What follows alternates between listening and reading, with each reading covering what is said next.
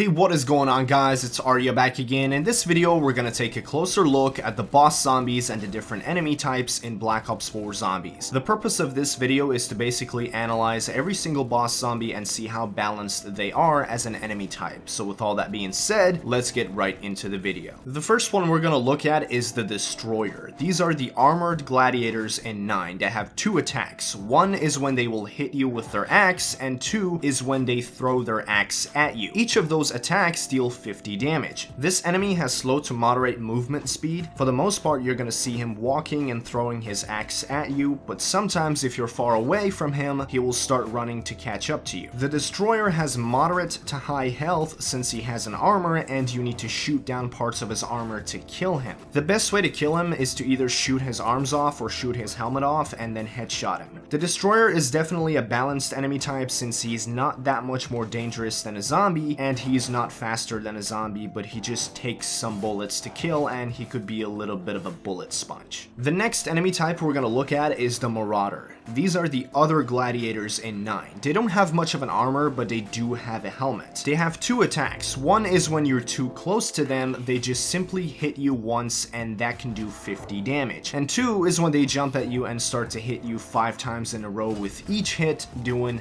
50 damage. The Marauder has moderate to high movement speed. He does walk if he's far away from you, but once he spots you, he will run towards you pretty fast. He has a little bit less health than the Destroyer since he does not have an armor, so he's not as big of a bullet sponge. The Marauder is a boss zombie that can do a lot of damage, but he is pretty dumb, so it's quite easy to avoid getting killed by him. When he jumps at you, all you have to do is move a couple of feet to the side and you're good. He also growls right before he jumps at you, which serves as a warning to let you know that you need to move out of the way. He'll still be able to hit you if you're behind him, so make sure to take some distance from him. The best way to kill the Marauder is to shoot his helmet off, and after you do that, a few shots to the head should do the trick. The Marauder is a well-balanced boss zombie in 9 because he is fast, he can do a lot of damage, but he's not hard to kill and his attacks are quite easy to dodge. The next enemy type we're gonna look at are the Tigers. The Tigers have a few attacks. One is when they're close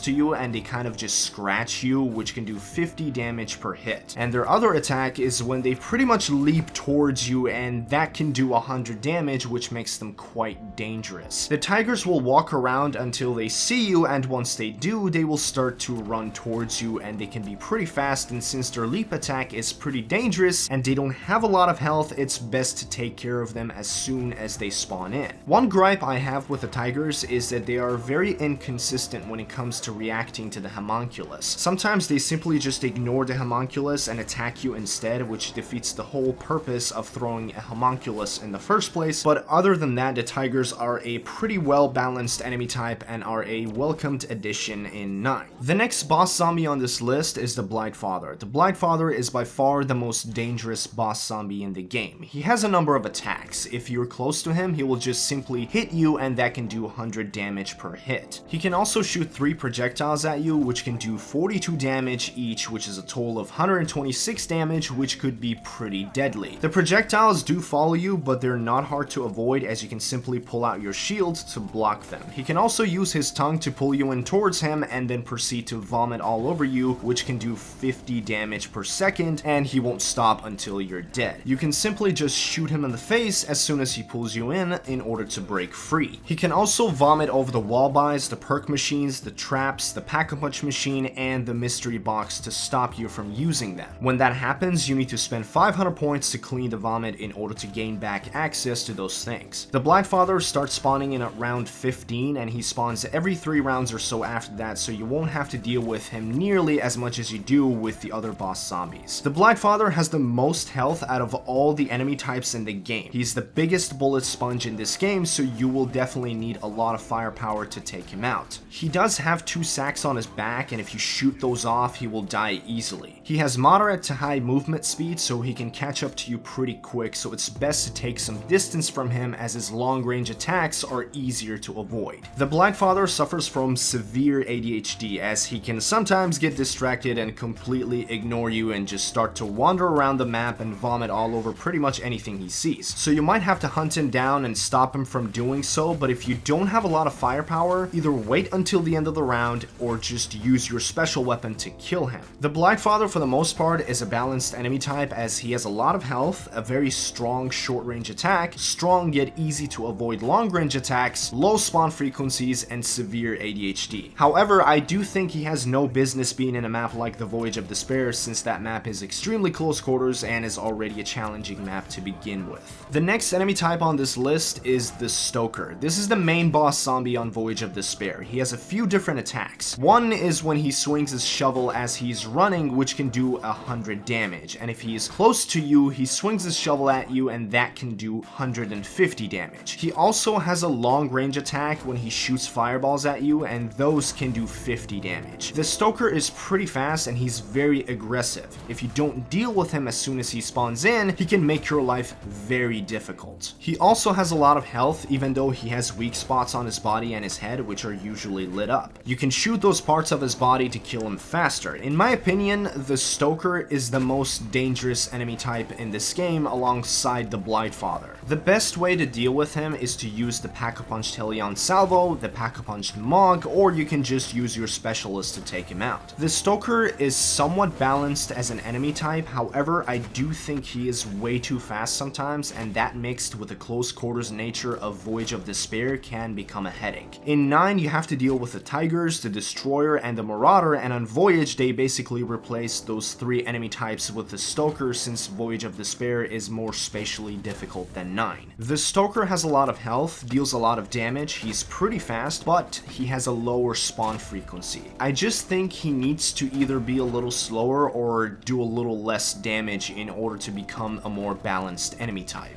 Now let's talk about the Catalyst zombies. These are the elemental zombies that are present in the Chaos maps. There are 4 types of Catalyst zombies. There's water, electric, decay, and fire. The water Catalyst zombies are the ones that are associated with the elements of ice/water and the Norse god Odin. These are quite interesting because they don't directly damage you that much. They do have a direct attack, but it only does 50 damage. They hit you just like a regular zombie would. The water Catalyst zombies are dangerous because they start to purify the other zombies, and when they do that, the other zombies will have this blue mist around them, and now they have more health, and when they hit you, they do 75 damage instead of 50. So the water zombies can purify an entire horde of zombies, and when they do so, they make it so that all those zombies can kill you in 3 hits instead of 4, so it'll be like as if you're playing in hard mode as opposed to classic mode. These are by far the most dangerous Catalyst zombies there is. Then we have the electric Catalyst zombies that are associated with the Greek god Zeus. These zombies, just like the water zombies, can hit you, but for some reason in my game they didn't do any damage, so I'm not sure if this is a glitch or it's meant to be that way. But mainly what they do is they shoot this ray of electricity out of their mouths, and if it hits you, you will lose sight and hearing for 2 to 3 seconds, which can be extremely dangerous. Because if you're training a horde of zombies and right in the middle of doing so, suddenly you can't see or hear anything anymore, you're gonna walk straight into the horde of zombies and go down. The electric zombies are quite easy to avoid, and they're also easy to kill because they have the least amount of health out of all the different types of Catalyst zombies. But if you don't take care of them, they could easily get you killed. So make sure you kill the electric zombies as soon as they spawn in.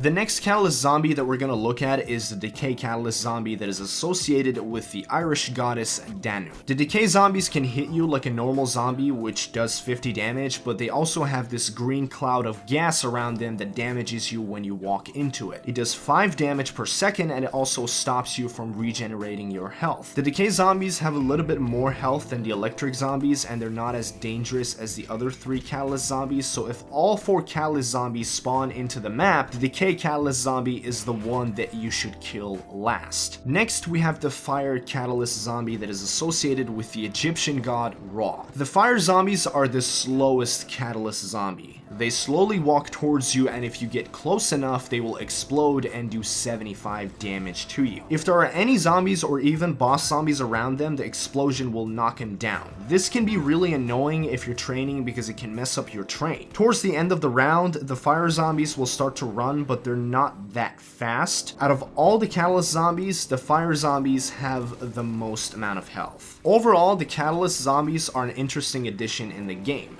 There's not one catalyst zombie that's too fast or too dangerous. They're all dangerous in a certain situation, and that plays an important part in the balance of the game. If I were to rate the catalyst zombies based on movement speed, we would have water, electric, decay, and fire, with water being the fastest. In terms of health, we would have fire, water, decay, and electric, with fire being the most resilient. If you have all 4 catalyst zombies spawning in one round, I would say kill the electric, water, fire, and decay in that order. I do think their spawn frequency needs to be nerfed on Voyage of Despair because that map is too close quarters to complement the challenge of dealing with the catalyst zombies. But overall, the catalyst zombies are sometimes annoying, but balanced nonetheless. The next enemy type on this list are the Hellhounds. They are the fastest enemy type in this game. They only have 1 attack, which does 40 damage per hit. They also have the least amount of health out of all the different enemy types in this game. They have a reasonable spawn frequency, and they're not hard to deal with. They can be dangerous, but as long as you take care of them as soon as they spawn in, you will not have a problem. The Hellhounds are a balanced enemy type for sure, even though on launch they were the most unbalanced thing in the game. Next, we have the Nova Crawlers in Classified. They have a single attack. If you're too close to them, they can hit you like a normal zombie, which does 50 damage. But if you kill them, they'll explode and release some Nova gas, and if you're standing around when that happens, it'll negate your movement, which is quite annoying. I think the Nova gas should not negate your movement as much as it does. I think the Nova Crawlers are a little unbalanced because of that. The Nova gas should not negate your movement as much as it does, and for as long as it does. It's just a little too annoying in my opinion, so if that were to change, the Nova Crawlers would be a balanced enemy type. And last but not the least, we have Brutus, the Warden of Alcatraz in Blood of the Dead. He has a few attacks. One is when he basically just hits you with his baton, and that can do 50 damage. Starting from round 17, he can start to slam the ground, which creates an EMP field around him, and depending on how close you are to him, it can do somewhere between 10 to 50 damage. He also disables your perk machines, Mystery Box, the Spectral Shield, the Traps, and the Pack-a-Punch machine. Initially, it costs 2,000 points to unlock those things after they're disabled, but if Brutus disables them again, that price will increase to 4,000 and then 6,000 points. He can also break down barriers, which will make the zombies get to you faster. Brutus has a lot of health. The best way to kill him is to shoot his helmet off and then start shooting him in the head until he eventually dies. Or you can shoot at his feet with the Magma Gat, that works too. Overall, Brutus does have a bit of an overwhelming presence in Blood of the Dead, but since he's the only big boss zombie that you have to deal with in this map, I would say he is definitely a balanced enemy type. In conclusion, I think Treyarch has done a good job implementing and tuning so many different enemy types in this game, while at the same time making sure they don't break the game entirely. This was one of the things that I was really worried about before launch, but right now all the boss zombies in the game are balanced very well. At launch, the Hellhounds and the Tigers were broken because they had extremely high spawn frequencies. They would spawn back to back, especially the dogs, and also the Tigers were able to one-hit down you with their leap attack, which was pretty ridiculous, and this is where I have to give credit where credit is due. Treyarch has done a great job tuning and balancing the different enemy types in this game. There's not that one boss zombie that's too much to deal with, and the wonder weapons that you're given actually help you deal with the different boss zombies. They're not too powerful, but they're not completely useless either. Every enemy has the right amount of health and speed and power, and that's a difficult thing to get right, and I have to salute them for that. That is gonna do it for today's video. Let me know in the comment section down below what you think of the boss zombies in Black Ops 4 Zombies. I do hope you enjoyed this video. If you did, make sure to drop a like, subscribe if you're new, and I'll see you in the next one. Peace.